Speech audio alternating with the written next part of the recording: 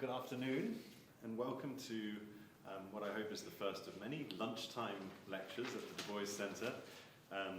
Today's lecture is a reprise of the talk from last week by our visiting scholar, Dr. Phillip Luke Sinitiere, titled Remembering History, Commemorating W.E.B. Du Bois' Legacy. Phil teaches history and humanities at the College of Biblical Studies, a predominantly African-American school located in Houston's Mahatma Gandhi district. He's a scholar of American religious history and African-American studies. His recent books are Protest and Propaganda, W.E.B. Du Bois, The Crisis and American History, Salvation with a Smile, Joel Osteen, Lakewood Church and American Christianity, and Citizen of the World, The Late Career and Legacy of W.E.B. Du Bois. Phil's essays and articles on Du Bois address the topics of religion, literature, historical memory, Pan-Africanism, journalism, anti-communism, peace, and socialism. Some of his current projects include a study of the themes of education, democracy, and peace across Du Bois' latter decades, a book on intellectual autobiography and the making of Du Bois' archive, and an essay volume on Shirley Graham Du Bois. And Phil has been with us these last couple of weeks researching both here and in the Shirley Graham Du Bois papers. And what we're seeing is the very latest from Phil's research in sort of behind the scenes, if you will, of commemorating Du Bois. So please join me in welcoming Dr. Phillip Luke Sinitiere.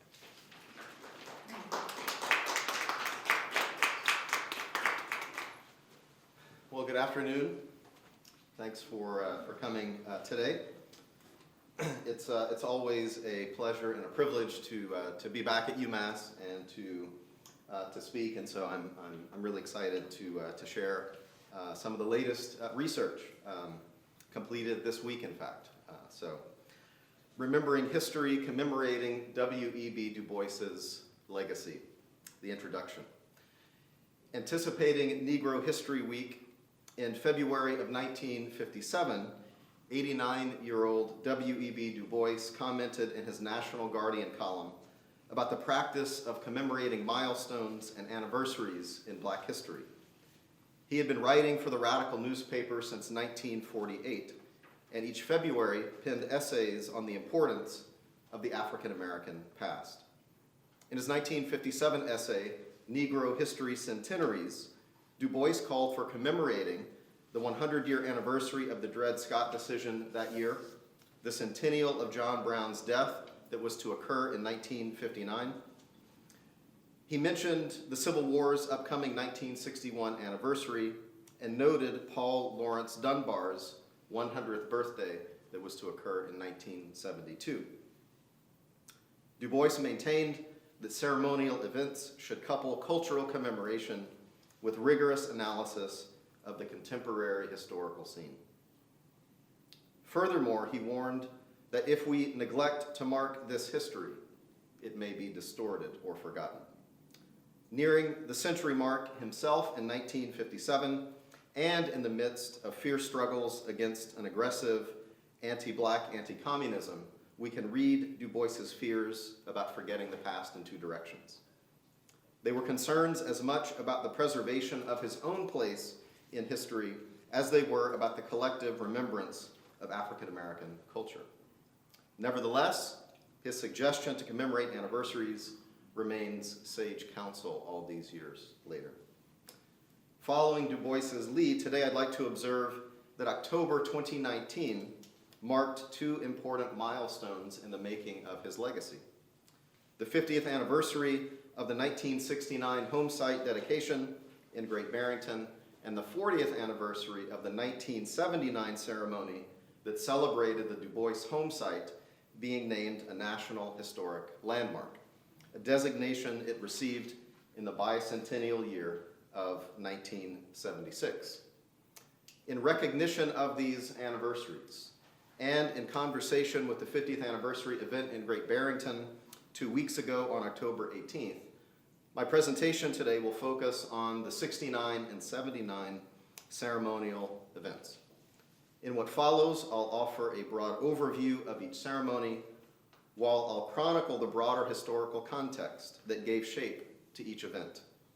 Based on research from 19 different archival collections, including 8 here at UMass, I'll explore what I'm calling the celebratory urgency of the 69 and 79 commemorative events, while looking closely at the legacy-making activities of Du Bois advocates over the last 50 years or so. In so doing, I wish to explore the following questions. What about Du Bois's life and thought did the events commemorate? How did event speakers remember Du Bois? In other words, how did the act of remembering Du Bois in history change over time? How else did commemorations at the time, during the 60s, 70s, and even into the 80s, impact the understanding of Du Bois in historical memory? Answers to these questions shed light on the making of Du Bois's intellectual, political, and cultural legacy and why it matters for our contemporary historical moment. At this point, I'd like to make a few preliminary remarks about my presentation this afternoon. First, it is from a book in progress, tentatively titled W.E.B. Du Bois's Body Politic, History, Literature, and Legacy, a study that individualizes the idea of body politic to think about Du Bois's body of work. In other words, the expansive material record of his intellectual production, including the items that constitute his archive.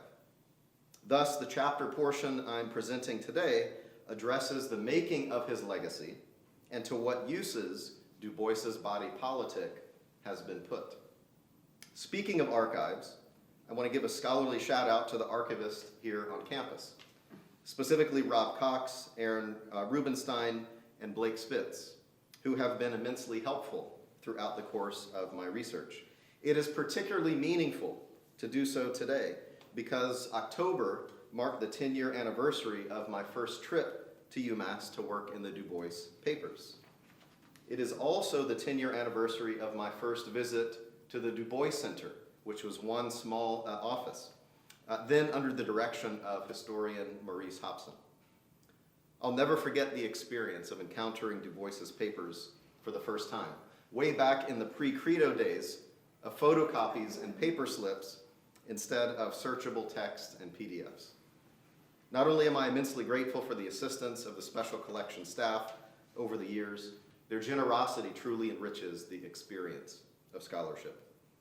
I have a similar list of superlatives for the Du Bois Center and Whitney Battle Baptiste and Adam Holmes, and also the Du Bois Fellows and extended Du Bois family here with us this afternoon. You've provided an intellectual home away from home, an inviting yet rigorous space in which to produce scholarship and build intellectual and political community. It is exhilarating to work with such brilliant interlocutors. It is also deeply meaningful, I must add, to work among cherished friends and comrades. To recap where I'm headed today, I'll first examine the story of the 1969 home site dedication, followed by the 79 National Historic Landmark Ceremony. Then I'll conclude with reflections about the long history of commemorating Du Bois and how what we remember about him and how we remember him matters for political and intellectual culture today. So now I want to transition into talking about the 69 home site dedication. But before getting to the specific details of the 69 event, I want to trace out selectively a number of commemorative events that took place in the 1960s that followed Du Bois's death in Ghana on August 27th, 1963, the day before the March on Washington. So I'll talk about these events and then discuss them in successive order.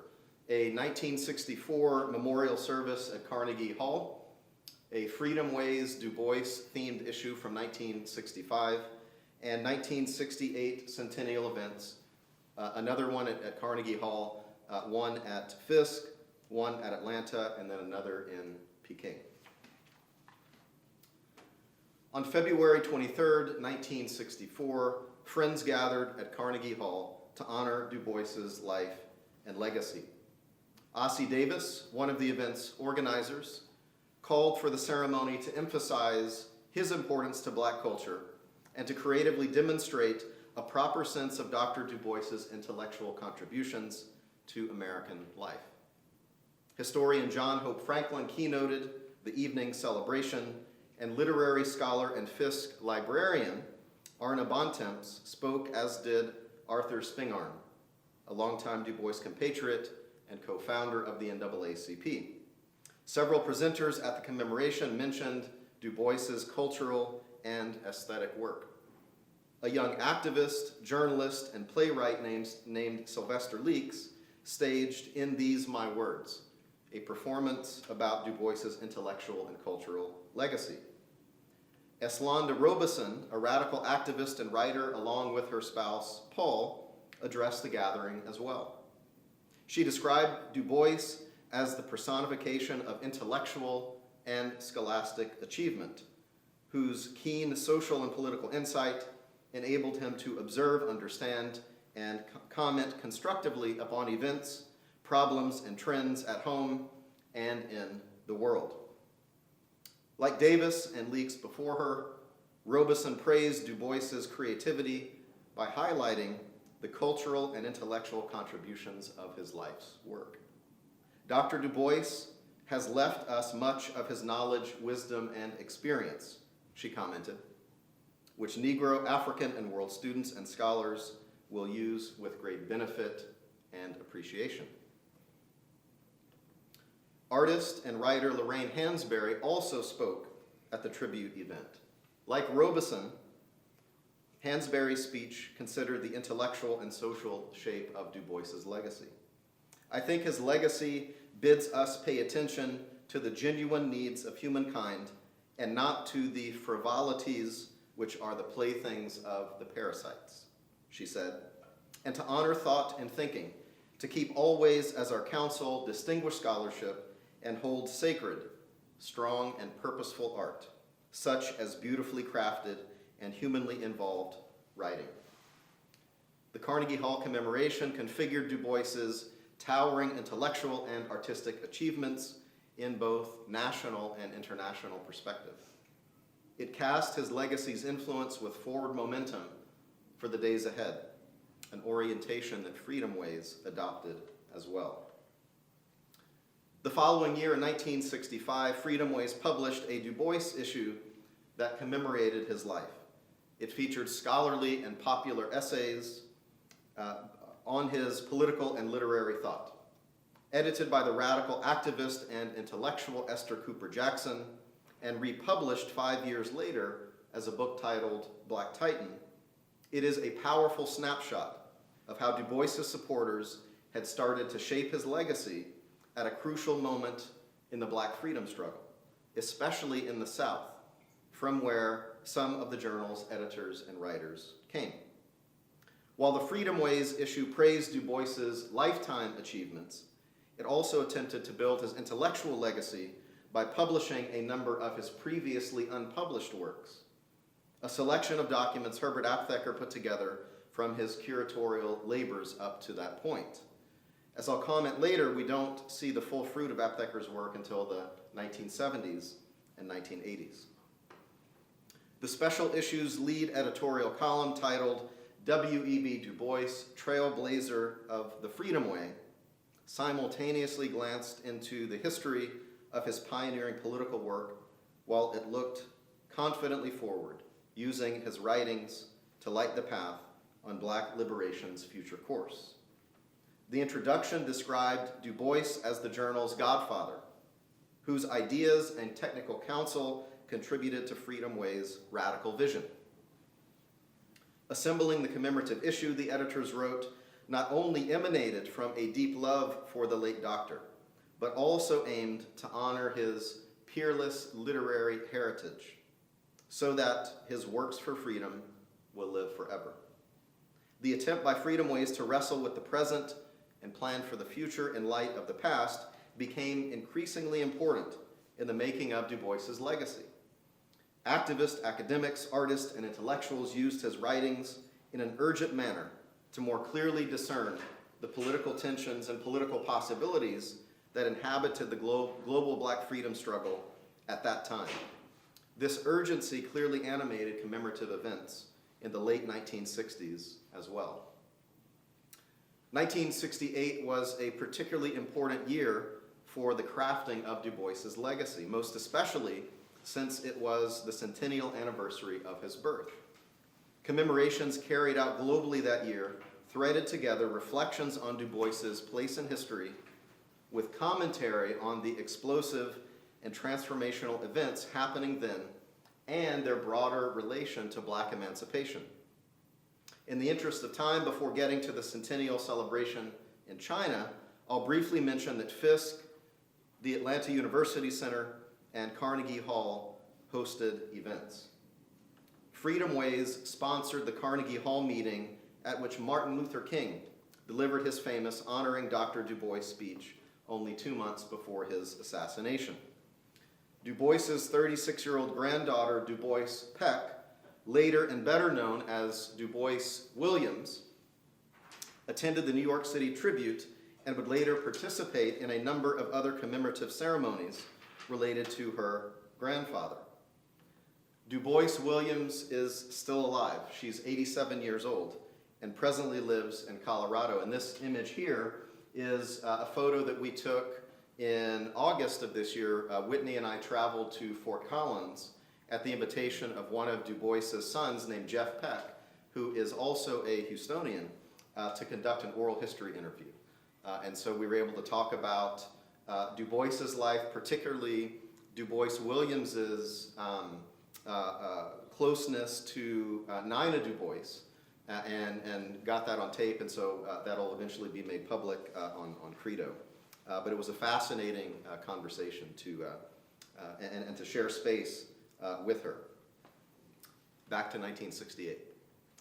Horace Mann Bond keynoted the Fisk and Atlanta gatherings with an autobiographical and intellectual reflection titled, I Knew Dr. Du Bois. He was also involved in the 69 home site dedication event planning and also spoke there along with his son, Julian. Of the 1968 commemorative events, lesser known is the conference sponsored by the Afro-Asian Writers Bureau held in Peking, at which Shirley Graham Du Bois gave a speech. She rousingly praised her late husband as a revolutionist and cataloged his freedom fighting as a researcher, teacher, historian, sociologist, poet, and political militant. She stated that his unflagging devotion to global freedom invited not just commemoration, but an unflinching commitment to liberation for all oppressed peoples. I salute all those in America and Africa who resist and struggle against the evils of imperialism, aggression, discrimination, and exploitation, she proclaimed. You who fight resolutely are the inheritors of his spirit, which moves with you toward the people's certain victory. Further signaling the significance of her late spouse's legacy, Shirley added, I salute the W.E.B. Du Bois Clubs of America, who fearlessly carry his name like a red banner throughout the land. These clubs were first formed at the University of California during the last year of his life. The originator wrote for and secured his endorsement. Since that time, she went on to say, the clubs have spread to the campuses of the leading universities throughout the United States. And one of those originators was Bettina Aptheker, Herbert and Faye Aptheker's daughter, about whom I'll have more to say a little bit later. The provocative posture of a raised black fist underscored the militancy of her words and signified her desire to promote and to shape Du Bois's radical legacy, work she would continue to carry out until her death in 1977. The momentum of memorializing Du Bois in the mid to late 1960s climaxed in 1969 with the home site dedication. The full story of the Great Barrington home site is much too expansive to detail here, but the basic details important for my presentation today are that through the collaborative efforts of a black man named Edmund Gordon and a white man named Walter Wilson in the late 1960s, the home site became private property, upon which they wanted to build and dedicate a memorial park. They both attended the Carnegie Hall meeting in 1968, forged strategic alliances there, and generated wide support for the formation of a Du Bois Memorial Committee, including support from MLK. Although Shirley lived in Cairo at the time and was barred from re-entering the U.S. as a security threat, Wilson and Gordon named her as the Memorial Committee's honorary chair. Elaine Gunn and Ruth Jones, two local residents and members of the Memorial Committee, also played an instrumental role in the home site dedication. King's assassination in April of '68 fostered an urgency to dedicate the park. It also deepened the local Great Barrington anti-black, anti-communist resistance to honoring Du Bois in his hometown, despite stiff opposition well into October of 1969. The Memorial Committee's efforts prevailed, and the home site dedication took place on the 18th of that month. Hundreds of people showed up for the Memorial Park dedication.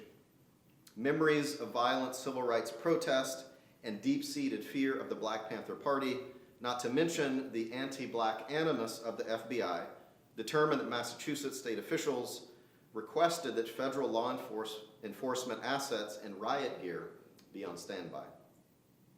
Dubois Williams attended the event and commented that they had more police there than they had visitors, and it was an incongruous sight. It was unbelievable. Ossie Davis, the organizer and MC of the '64 and '68 Carnegie Hall events, filled that role again during the 2-hour ceremony in Great Barrington. Julian Bond keynoted the Memorial Park dedication. His father spoke, and a playwright named William Gibson read Du Bois's 1928 crisis essay, The House of the Black Burgharts. It was a day of remembrance and reflection, as much as it was a day of recasting Du Bois's meaning for the next chapter in the story of Black liberation. Esther Cooper Jackson delivered a speech, and Du Bois family lawyer Bernard Jaffe read a statement from Shirley. Because local and national press at the time ignored Esther and Shirley's contributions in the ceremony, and scholars since have largely followed suit, although Esther's words were part of the 50th anniversary event in Great Barrington, I'm pleased to say. This afternoon, I want to linger with their thoughts and words. Black women helped to make the Memorial Park happen, and their work and words contributed substantially to the event itself. The occasion of the 50th anniversary of the home site dedication is an appropriate time for more expansive recognition. Both Esther and Shirley knew Du Bois well and were part of his trusted inner network, what political theorist Charisse Burden-Stelly calls mutual comradeship. Reflecting the deep commitment of shared solidarity, both women appropriately opened their speeches on a personal note. Jackson recalled one of the first times she met Du Bois in 1946 at the Southern Negro Youth Congress in Columbia, South Carolina. That year, students honored their elder with an award. Du Bois, in turn, praised, endorsed, and encouraged their freedom struggles in his speech titled Behold the Land. Jackson and her husband James for many years worked in U.S. Communist Party circles and regularly invoked Du Bois's name in their revolutionary efforts for Black liberation, including through the journal Freedom Ways. Her comments at the Memorial Park dedication distilled the essence of his impact on her work and spoke to the timeliness of his legacy. Jackson found exemplary the ways Du Bois labored to achieve racial and economic equality. She singled out his profound concern with basic social issues, which, she said, are at once racial, interracial, national, and international, and which are the foundation upon which other social, civic, and cultural conditions stand, of war or peace, of hunger or poverty, of racism and brotherhood, of disease or health care, of ignorance or cultural fulfillment. Jackson applied Du Bois's intellectual activist methodology in her own work as a writer, editor, and organizer. Du Bois's genius for analysis and leadership lie in the fact that he not only dared to take exact measurement of a particular event or condition, but he related the particular to the general conditions prevailing. So that he related problems of black liberation to international and national questions, she said. He showed that freedom of black people was essential to the solution of national and international problems. From intellectual methodology to the making and crafting of his legacy, Jackson cast the meaning of Du Bois into society's present conditions. May it be but the beginning of the recognition of W.E.B. Du Bois, she concluded. For the great patriot, the great internationalist, the black revolutionary, the spanner of generations, the intellectual giant that he was. Jackson expressed her honor and admiration for the work that went into securing the land for the Memorial Park and for making sure the dedication took place. Yet, she called for action to translate the memorialization into political and cultural mobilization. Shirley's comments invoked Du Bois's poetic descriptions of his birthplace. The pictures she painted with words expressed a longing for her late husband and a profound appreciation for their steady and meaningful companionship. She sought to collapse the 5,000-mile distance between Cairo and Great Barrington with the vivid language of memory. For this is the time of year when he liked best to visit his hometown, Shirley recalled, the time of harvest, when sap rises in the maple trees, when the cool, fresh breezes of fall splash the land with color, and the hills bedeck themselves like maidens preparing for His Majesty the Winter King, when all the little people of the woods know they best burrow deep in Mother Earth.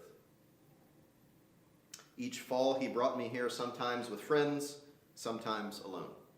Like Jackson, Shirley praised the event's organizers for their steadfastness. No act of memory would have pleased him more, she commented. And although his body lies beside a castle wall close to the sea across which his forefather was carried from West Africa, I am sure that today his spirit hovers over the Berkshire Hills. Further personalizing her own place in the Du Bois legacy, she promised to return to Western Massachusetts, which she did a couple of years later. Circumstances do not permit me to be with you on this auspicious day, but my thoughts are with you.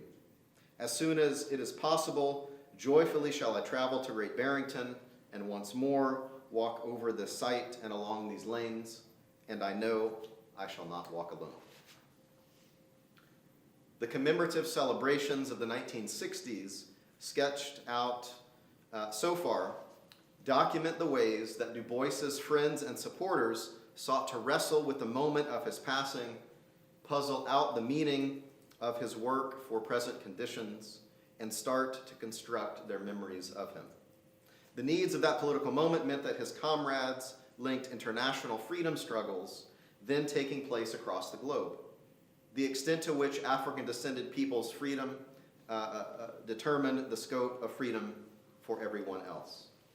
Thus, within Du Bois's intellectual legacy, his supporters searched for strategies about achieving a kind of shared liberation. So while the memory of Du Bois's life was cast in global terms, there was also a sense in which his legacy pivoted on the hyper-local in a quest to literally and figuratively achieve in Great Barrington what Du Bois scholar Whitney Battle Baptiste calls a home place. The ceremonial act of renaming and reclaiming the Burkhardt homestead for Du Bois in the late 1960s not only exhibited the collective efforts of friends and family, it enshrined a physical space through which historical memory and legacy could be made and remade. Great Barrington resident and Du Bois advocate Randy Weinstein threaded this past and present together at the 50th anniversary in October. We pay homage to Du Bois pioneers, past and present. Their work continues to steel our resolve, he said. Today we acknowledge the bittersweet past, manifested by Great Barrington's icy reaction to the dreamers of 1969, and embrace the mission to preserve and promote Great Barrington native, W.E.B. Du Bois's legacy as a scholar and activist for freedom, civil rights, progressive education, economic justice, and racial equality. What a weighty responsibility standing tall as the Great Barrington keeper of the Du Bois flame while making sure that history does not repeat itself.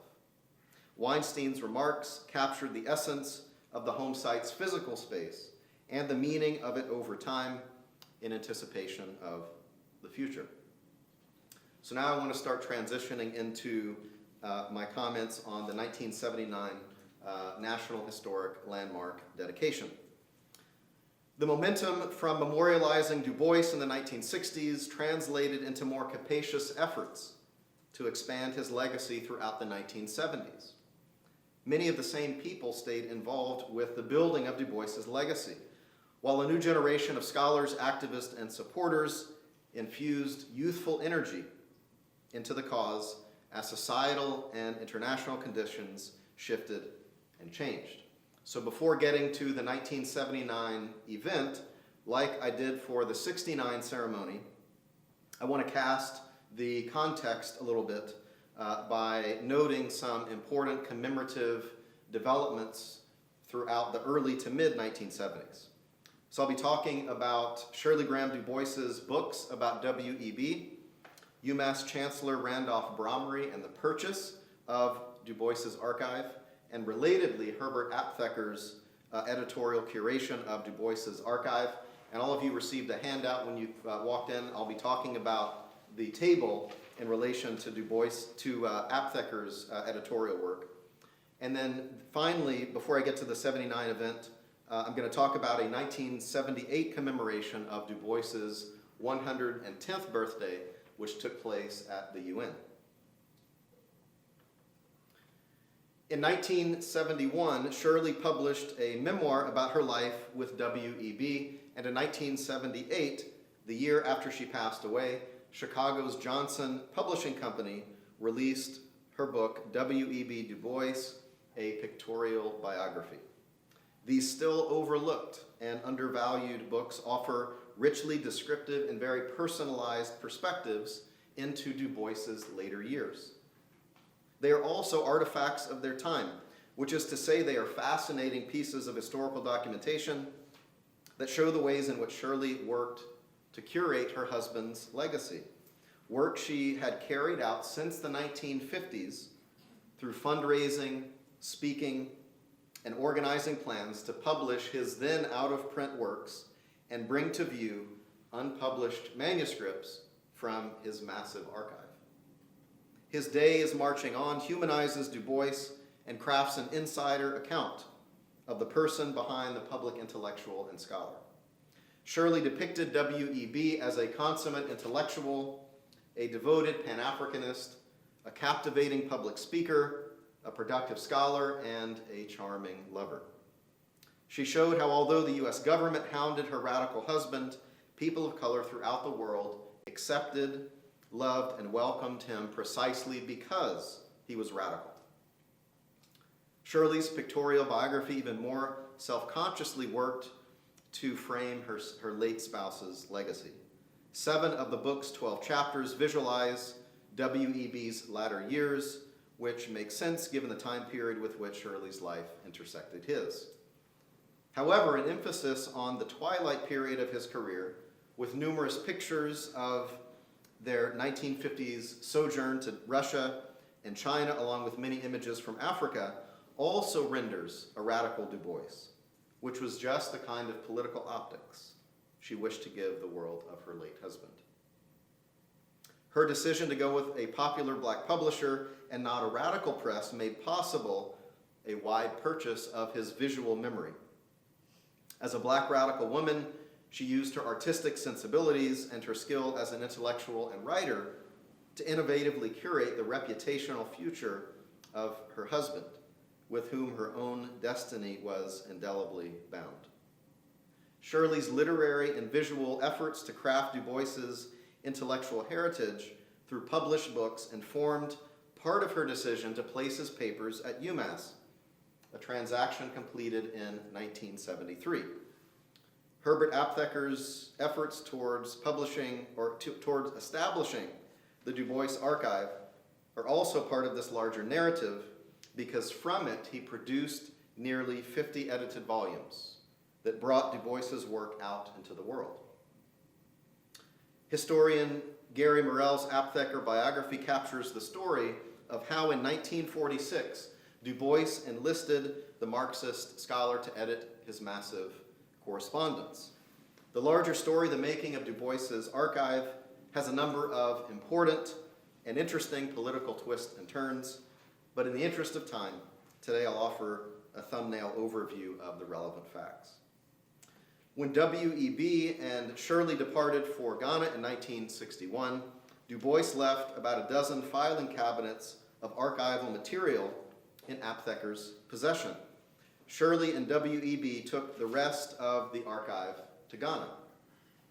After the 1966 coup in Ghana, Shirley sent the papers to London for storage and eventually shipped the collection back to Cairo, where they remained until 1973. She used the part of the archive in her possession as the documentary foundation for His Day is Marching On and the pictorial biography. Meanwhile, throughout the late 1960s and early 1970s, Aptheker and his comrades, including UMass Press, UMass archivists, and UMass professors John Bracey and Michael Thelwell, among others, lobbied university presses and grant foundations like the NEH to fund research and thereafter publish the Correspondence. Aptheker's Marxist convictions and a combination of professional insults and anti-communism largely made these funding requests unsuccessful. However, Herbert kept reading, editing, and arranging the papers. Around the same time, a geologist and geophysicist named Randolph Brommery became UMass's chancellor. Among his other achievements as chancellor, he tirelessly advocated for and supported Du Bois's intellectual legacy both on campus, throughout Massachusetts, and across the world. His leadership style of conviction, flexibility, and thoughtful politicking eventually secured the moral fortitude and economic pathway for the Du Bois collection to arrive at UMass. Several strategic meetings of productive conversations and negotiations with Shirley and her lawyer, Bernard Jaffe, led to UMass's acquisition of the Du Bois papers in 1973 for $150,000. It took nearly a decade to process the collection, organize it, and undertake preservation measures to ready it for scholarly research. The Du Bois papers opened to the public in 1980, a monumental achievement. As this particular photo suggests, Brommery, Thelwell, and Aptheker, who had been present at the acquisition ceremony in 1973, helped to shepherd the collection's birth into the world of scholarship. Festivities surrounding the paper's opening included a series of workshops on Du Bois's contributions to Black studies, education, and literature, and keynote speeches by Aptheker and Ebony editor and historian Lerone Bennett. Aptheker's talk was one of editorial erudition. Bennett's speech, titled "Listen to the Blood, W.E.B. Du Bois and the Dreams of the Dead," was equally profound, but spoke with an urgency of now. "You read these papers at your own risk," he told the audience in 1980. "I am saying on one level that Du Bois was a dangerous man in life and that he is dangerous in death. But he is still relevant and he is still on the case," Bennett proclaimed. "I am saying on another level that there are challenges, imperatives, exigencies, urgencies in these papers, and that no man, no woman, no child should defile them if he or she is not willing to deal with those challenges and with what Dr. Du Bois called in anticipation of his death, the dreams of the dead." Bennett further said that to honor Du Bois's papers and to embody the Du Boisian legacy, there must be the collective mobilization of scholarly production into political action for the greatest good of the maximum number of people. There is no point, he said, in talking about the Du Bois papers unless we are willing to do something within our own lives and within the context of our own work about the continuing betrayal of his dream and his ideal. Connected to Bennett's poetic call to consider the political implications of Du Bois scholarship was the tremendous editorial labor that made some of the archive's contents available to a wider audience. The 1970s witnessed a proliferation of primary source anthologies that started to disseminate Du Bois's writings. Nearly a dozen anthologies of his published work appeared within a decade of his death, the first of which was Du Bois's own An ABC of Color, which Seven Seas Press published in East Berlin, and for which the literary scholar John Oliver Killens wrote an introduction. This was one of Du Bois's last book projects before he died. However, it was in the 1980s that 13 more Du Bois anthologies appeared, the vast majority edited by Aptheker. Du Bois anthologies dropped off significantly in the 1990s, but witnessed a rebound in the early 2000s. Early document readers appeared with leftist presses like International Publishers and Krauss Thompson. However, trade presses like Macmillan and Simon & Schuster, and eventually university presses, such as UMass Press, Oxford, and Mississippi, also published Du Bois's writings in the 1970s and thereafter. To date, there are approximately 50 different anthologies of Du Bois's writings published, including the Aptheker contributions to that list. From the standpoint of a chronological historical arc, while An ABC of Color was the first published primary source anthology, Princeton Architectural Press published the most recent anthology in 2018, an important collection of data portraits, some of which sit on this table here, from the 1900 World's Fair. And this book, as we know, is edited by UMass's own Whitney Battle Baptiste and Britt Russert. To further understand the context of Du Bois' commemoration in the 1970s, it is worth dwelling some more on Aptheker's editorial labor with the archive. Recall that in 1946, Du Bois asked Aptheker to edit his Correspondence, which Aptheker commenced. His wife Faye was involved in this process as well, especially as an archive organizer, reader, curator, and typist. The Aptheker's daughter Bettina described how once with Herbert, and especially after their marriage, my mother devoted herself to my father to make his life possible. She read virtually everything that Herbert wrote before it was published and gave him critical feedback. She typed many of his handwritten manuscripts. My mother was a passionately intelligent woman and possessed of extraordinary stamina.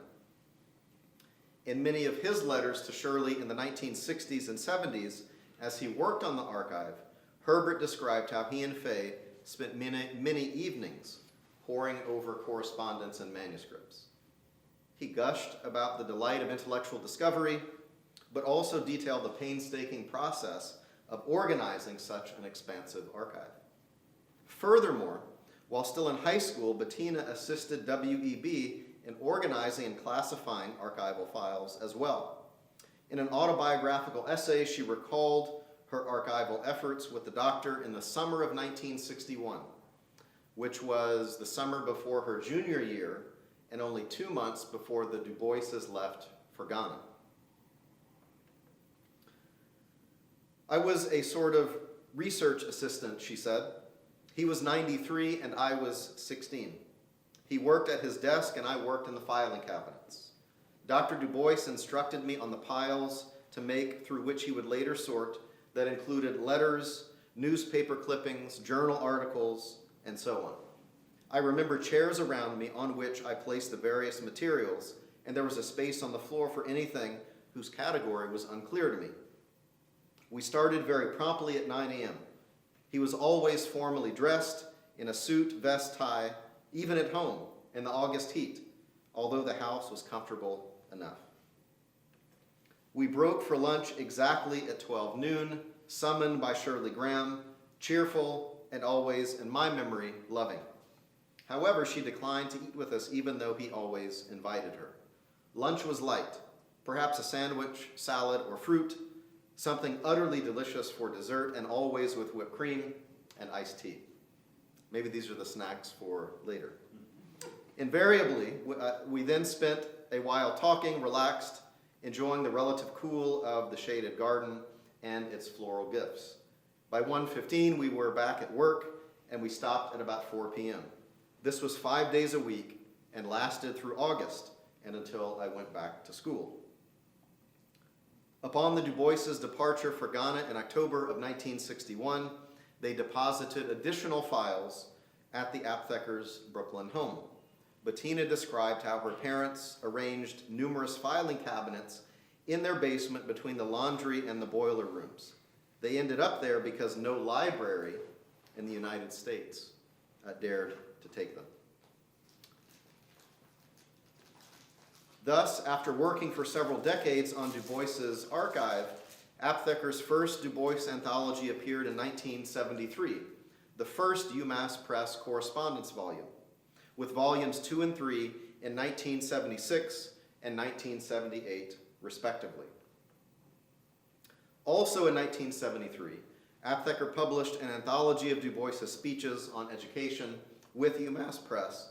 A new edition with monthly review press appeared in 2001, Aptheker's final Du Bois book before his death in 2003. Beyond the correspondence volumes published in the 1970s, we all know that Aptheker edited and produced numerous Du Bois anthologies.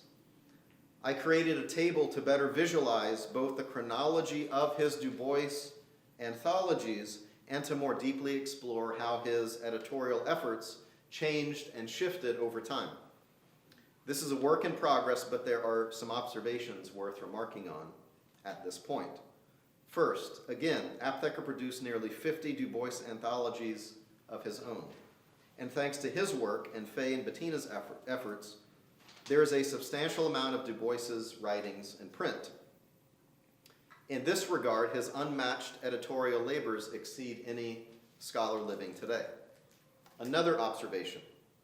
On 3 different occasions in the 1970s, Aptheker published 6 Du Bois books in 1 calendar year, 1973, 1975, and 1976. While not an anthology, if we include his annotated bibliography for 1973, which is a 600 or 700, maybe longer page book, that means that he published 7 Du Bois books in 1973 alone. He rivaled this annual productivity in the 1980s as well.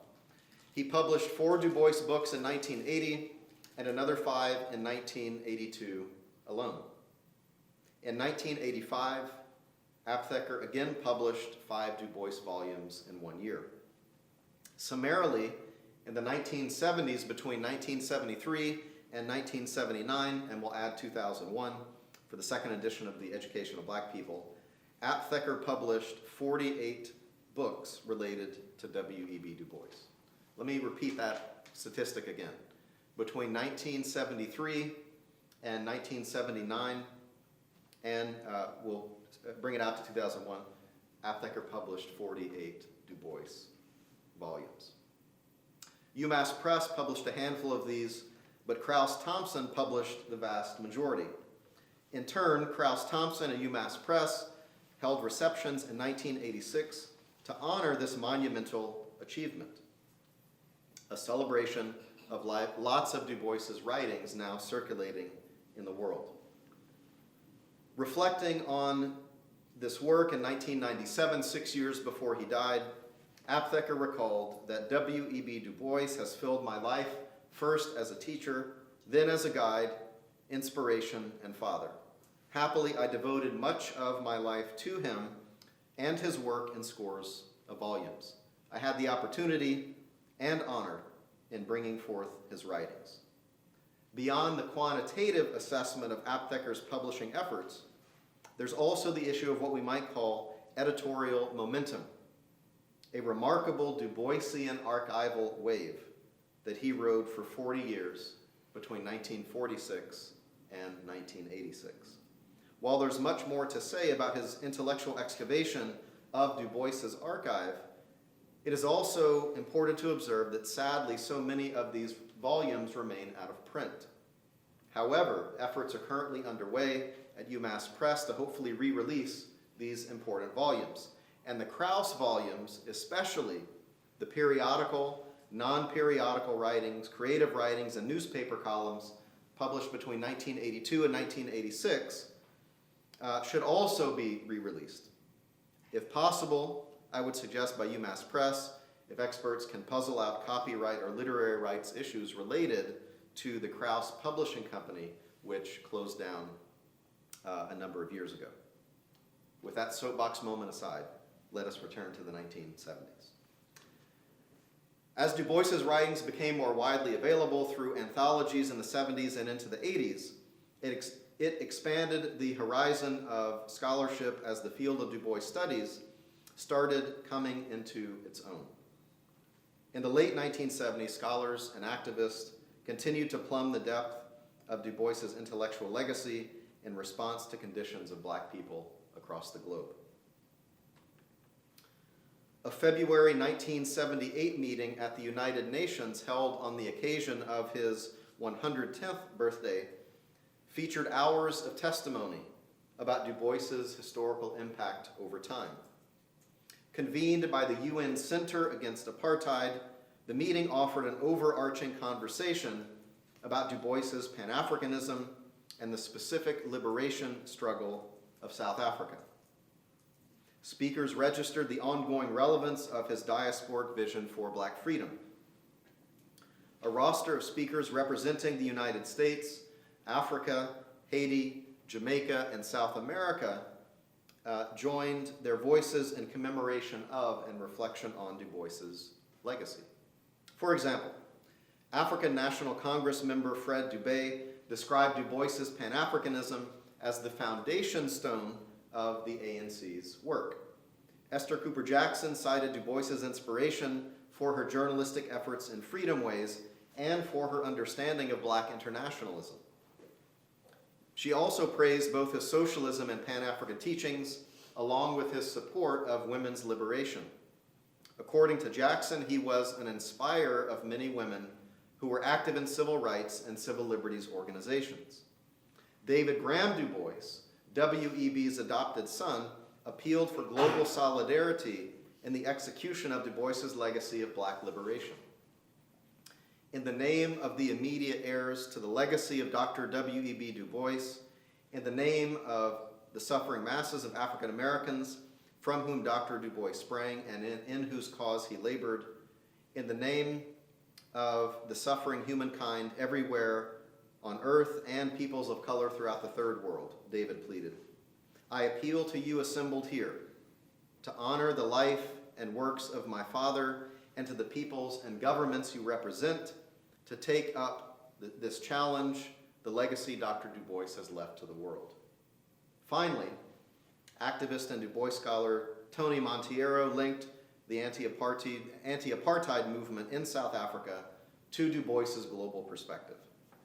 Du Bois urged the fighters for liberation on the African continent to seek all allies in their struggle, he said.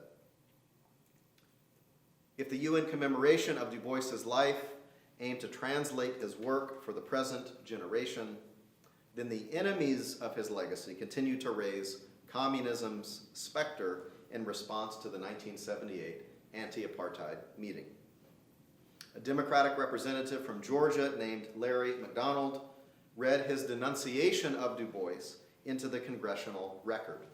Titled United Nations Honors Senility, and claims of Du Bois's senility in connection to his joining the Communist Party were common sort of Cold War critiques at the time. So in his speech, MacDonald irately stated that a new low was reached with the UN's recognition of Du Bois.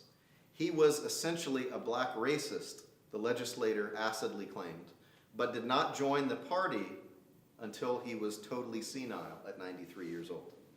MacDonald, the future national chair of the John Birch Society, ended his anti-communist tirade by lamenting the waste of U.S. taxpayers' money by the United Nations for advancing the cause of communism. While such anti-communist outrage at Du Bois's memory was not becoming less common by the late 1970s, it continued to manifest itself in Great Barrington as local residents and organizations in greater western Massachusetts, including the American Legion, tried to blunt attempts aimed at honoring Du Bois in the place of his birth. Nevertheless, the persuasive sway anti-communism once held seemed to be modulating slightly.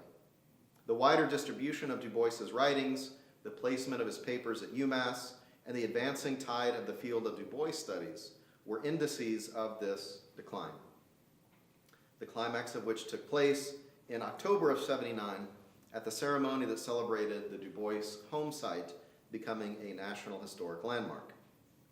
In an effort to magnify the commemoration of Du Bois in Great Barrington in the early 1970s, Walter Wilson, and by extension, the Memorial Committee, started to reveal his intentions to seek a National Historic Landmark designation for the Memorial Park. The extensive application included geographical details about the landmark request, a topographical map, contemporary photos of the site, and a narrative justification for its significance. The paperwork rehearsed a conventional biographical summary of Du Bois's achievements, while it also commented about his late career relationship to the Great Barrington site. The application read, "Although Du Bois was not a man of wealth and lived in those cities where he was employed, his friends recognized his attachment to his boyhood home and purchased the property for him. From 1928 to 1954, he owned the house of the Black Burkharts and spent his spare time and quiet moments in the house of his ancestor." Beyond the application, students at Monument Mountain High School, which will soon be renamed for Du Bois, mobilized their knowledge of Du Bois and penned a letter to Lynn Gomez Graves of the Afro-American Bicentennial Corporation. "There is little doubt in our minds," they wrote, "that he is, though born 5 years after the Emancipation Proclamation, a man of the 20th century, with few equals, no matter race, creed, or nationality." Hardly supporting the proposed landmark designation, they stated that such recognition was long overdue, and if encouragement is needed to bring this accolade to fruition without needless delay, we ask that this letter be noted as such encouragement. In early 1976, Wilson and the Memorial Foundation received word that the U.S. Department of the Interior granted the home site a National Historic Landmark designation. And the Afro-American Bicentennial Corporation's Historical Projects Director, Graves, took the students' suggestion to heart because she sent Wilson a congratulatory letter, another significant gesture of national recognition. Finally, the Interior Department sent Wilson a bronze plaque with which to mark the home site, signage the government unveiled at the National Landmark Ceremony in 1979, and in some ways, signage that replaced the original Du Bois Historic Site sign, which is just to our right here. The National Historic Landmark event took place at Tanglewood Concert Theater. Over 1,000 people heard a roster of over a dozen speakers, including addresses by dignitaries from China and Ghana. Music bookended the program. Members of the Voices of New Africa House Choir from the Du Bois Department of Afro-American Studies performed a few gospel numbers, and folk artist Pete Seeger, who had attended the 64 and 68 events at Carnegie Hall, ended the program with the crowd singing "We Are Climbing Jacob's Ladder." UMass professor, activist, and philosopher Homer Skip Mead organized and emceed the 1979 meeting. Collectively, all of the speakers' remarks covered Du Bois's full biography, ranging from his childhood in Great Barrington to his final days in Ghana. They praised Du Bois's educational accomplishments and advocated for embodying his intellectual strivings. Similar to the 1969 Homesite program, speakers fashioned Du Bois as a global figure, a citizen of the world in solidarity with oppressed people across the planet. On the other hand, in contrast to the 69 Memorial Park dedication, speakers emphasized what they called Du Bois's Americanness, an attempt to legitimate his patriotism, his holding fast to the true nature of American democracy. Speakers made an effort to transform what historian Eric Porter calls Du Bois's suspect citizenship into Du Bois, the authentic U.S. person, a citizen of the nation and the world. Ghanaian Ambassador Alex Quaison Saki remarked that at last, America has received its own. Another unique thread of the 79 ceremony was the way in which speakers claimed Du Bois for contemporary issues, noting that if he were still alive, he'd be on the side of the oppressed. Freedom Way's managing editor Jean Carey Bond speculated that Du Bois would support initiatives like Palestinian liberation, for example, or contribute efforts to the eradication of apartheid. There are the remarks of two speakers from that ceremony that I'd like to end with. First, UMass professor Michael Thelwell roundly critiqued the surveillance state that worked to wreck Du Bois's life. However, he pointed to a rich irony that spotlighted the ethical gravity of Du Bois's lifelong fight for black liberation. How interesting is it, he asked, that the same government that once sought to eradicate Du Bois in the 1950s during the height of McCarthyism, and the same government that failed to fund efforts in the 1970s to publish his archive, is the same government that now wishes to honor him with a National Historic Landmark? The recognition is important, Thelwell said, but so is the act of remembering that the federal government didn't embrace Du Bois until he was dead. The second speaker I'd like to single out is Boston-based artist Elma Lewis, founder of the National Center of Afro-American Artists. She commented, like Esther Cooper Jackson did in 1969, about Du Bois's connection with students and with young people. The best celebration of Du Bois's legacy, she said, was to bring children and youth to such commemorative celebrations. Let them hear Du Bois's own words. Let them understand the integrity of his intellect, the precision of his scholarship, and the boldness of his activism.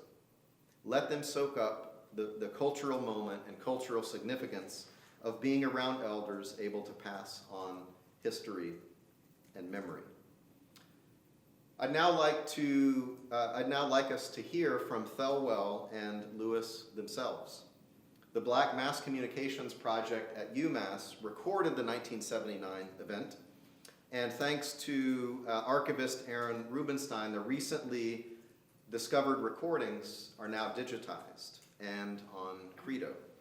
So I have a clip I'm going to play of Thelwell and Lewis. So you'll hear Thelwell first and Elma Lewis afterwards.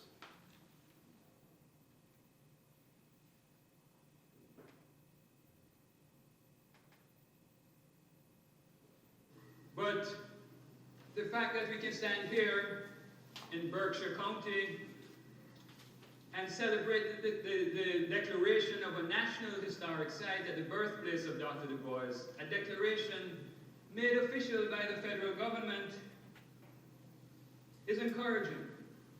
It is not, however, the end.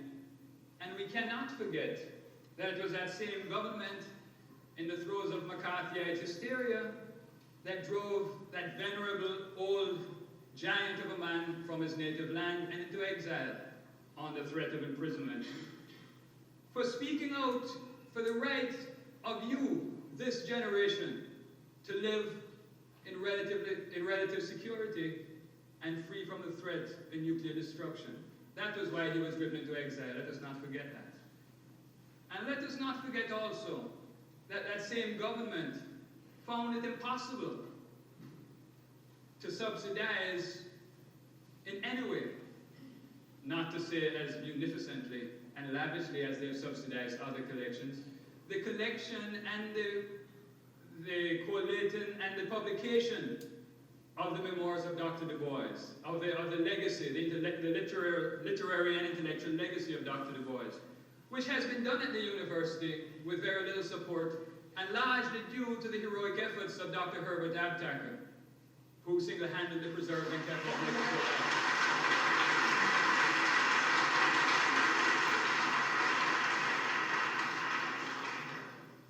So that, it is right that there should be vast sums of money for the Frederick Douglass collection, because he is a great American. And it is right that there should be vast sums of money for the Franklin Delano Roosevelt collection, because he was a great American. But it is also right that this government and people of the United States has a historical, if not to say revolutionary, responsibility to support the work and legacy of Dr. Du Bois, who certainly was one of the towering figures of the century. Greeting you in the name of the Center. The Center was founded, the National Center of Afro-American Artists, to celebrate that which is best about Black life, to compile it and offer it to the world. And that certainly has got to be William E.B. Du Bois. I am concerned because I see the age of the people before me, and the best celebration for Dr. Du Bois can be to make the young knowledgeable of his dedication, of his contributions, and cause them to understand what the legacy was which they were to follow. And I am sitting here wondering what my role should be in the future of this movement. I'm here to dedicate the National Center of Afro-American Artists to teaching the youth of America why this great man should be celebrated. Because he had the intellect to develop scholarly investigation, the scholarship to take that development and record the results, the integrity to report the results of his scholarly investigation precisely as he saw them, the wisdom to change his perceptions as the facts seemed to change, and finally, the courage to publicly proclaim whatever he thought, despite personal suffering from that revelation. And I think that if we could teach young people that, we would have taught them everything. The voices we've heard from the 1979 meeting, like the words we encountered from the 1969 homesite gathering, possess a celebratory urgency with regard to Du Bois's legacy. They give us a documentary sense of what issues animated American life a half-century ago. They also show how much more work remains in the struggle for justice, equality, and liberation. In other words, the celebratory urgency remains. And now a few concluding remarks. My presentation this afternoon has tried to perform the exercise of remembering history by revisiting two important anniversaries in the making of Du Bois's legacy. The Great Barrington ceremonies in 1969 and 1979 displayed the local origins of a global thinker, the Black internationalism of a Massachusetts-born freedom fighter and radical.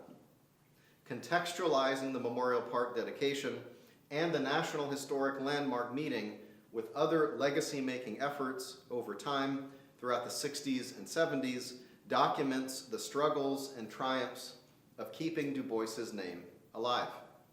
It also acknowledges Du Bois's admonition to commemorate the past in a meaningful way that bridges the past with the present, an intellectual orientation he called looking forward into the past. Piecing together some of the history that created Du Bois's legacy honors the efforts of his working class advocates and spotlights the scholarly labors of his intellectual comrades. It helps to connect the historical dots that led from Great Barrington to Ghana and the ones that currently extend from UMass, Fisk, and other Du Bois archives to the rest of the world. There is a sense in which the making of Du Bois's legacy in the 60s and 70s is one of the reasons why we are gathered here today, in a library that bears his name, sitting three floors below the papers that constitute his life's material record. In another sense, the fact that we are assembled together right here, right now, means that the making of Du Bois's ongoing legacy is our task too. Thank you.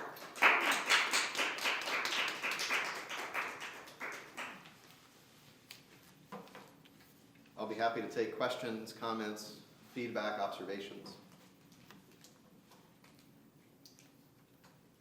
How did, who applied for the National Historical Landmark? Was that UMass or? This was, It really wasn't a very great period in terms of being open in '79, if I Sure. recall correctly. yeah, it was Edmund Gordon and Walter Wilson who sort of led that that effort. Their names are on the application, and part of my recent research this week, which I didn't include in my comments, there were a number of national landmark sites so named for Black history, I think in 1974, 1975. And so there was some recognition of these historic sites in that particular period, but this was really when a number of activists and folks got that going. The next Du Bois fellow who's going to present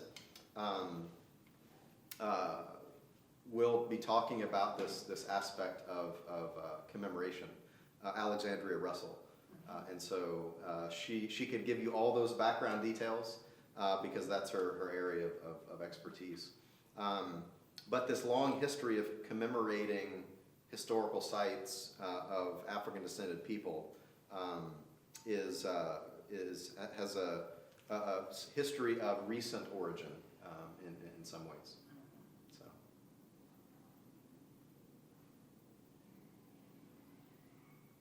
Thank you for that question.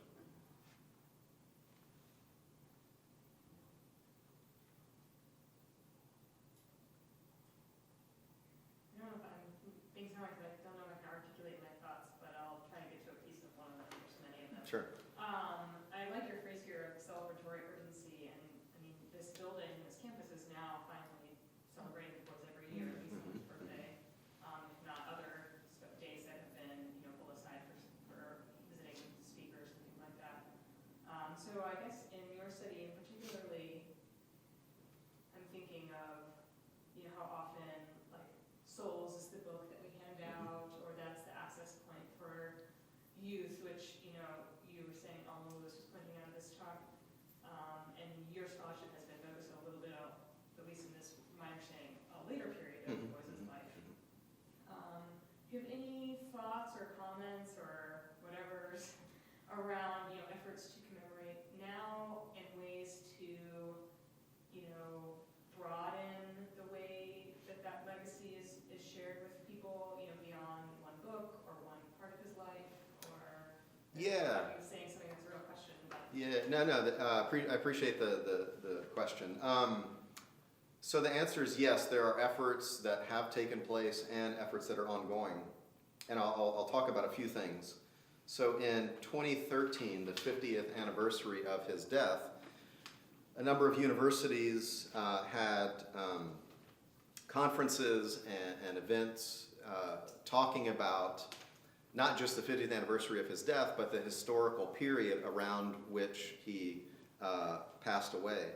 And so in that sense, there was more of a focused effort that centered his later years, that in my reading of those events didn't have the same kind of anti-communist residue that had long shaped people's unwillingness to look at his late career. And the comments about Du Bois being senile kind of speak to that, as I mentioned earlier. At the same time, as many of us know, the effort to commemorate Du Bois in Great Barrington, even recently, has featured some of that same kind of residual anti-communism, anti-black anti-communism, specifically because, right, what did Du Bois do in his later career? Right, he became a communist, etc. There were a number of events in 2018 to mark the sesquicentennial of Du Bois's birth, and those efforts, I think, were even more focused on the later career, or his later years, or at least brought that part of his career into wider perspective. You know, what's interesting is we are on the verge of some more anniversaries and commemorations about Du Bois. Next year is the 100th anniversary of the publication of Darkwater, and next year is also the 80th anniversary of the founding of Phylon, the scholarly journal that Du Bois edited from 1940 to 1944. So all of that to say, there has been more recognition of kind of grappling with his later years, and not in a dismissive way, but saying, why would Du Bois join the Communist Party? Why did Du Bois move politically left? And so it's a more sort of honestly intellectual investigation of the reasons why his politics shifted, but also a look at some of the work he produced in that later period. So I would anticipate more attention to those later years. While I think Souls, NAACP, etc., from the first chapter of his life will continue to get emphasis as well. So.